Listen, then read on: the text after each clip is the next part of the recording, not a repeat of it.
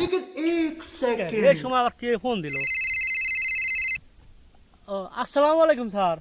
কি দাদা আজকে স্কুলে যায় নাই? হাই রে আল্লাহ, এত টাকা খরচ করি খাওয়া লাগে প্রাইভেটে দিলাম, আর আজকে প্রাইভেট পড়তে যায় নাই। দেখি আমি ব্যবস্থা করতেছি, আর দাদা কি স্কুলে যাওয়া লাগে কি হবে সেই মিটি দিচ্ছি।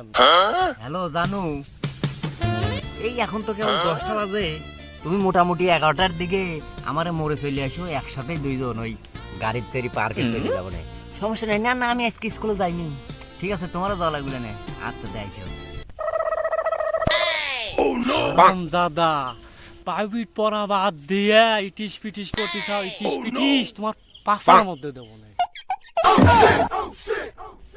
আব্বা, আব্বা আপনি এটি বসে আছেন, এত সুন্দর করে বসে আছেন, প্রাইভেটে যান নাই?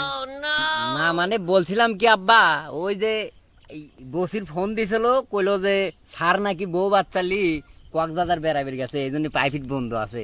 এই জন্য তো আমি আব্বা আমি প্রাইভেটে আজকে যাইনি। এ কুত্তার বাচ্চা, তোর আর প্রাইভেট পড়া লাগবে না, আমার সাথে আস, পাঠে হুইনি রে ভাই। আব্বা আমার তো আব্বা খুব মোটার চাপ দিছে, আমি একটু মুইতিলেই। ये क्या है? কি ব্যাপার এ দাদা, তোরা আসাম তাই কুত্তুর মতো হয়ে যাচ্ছে কে?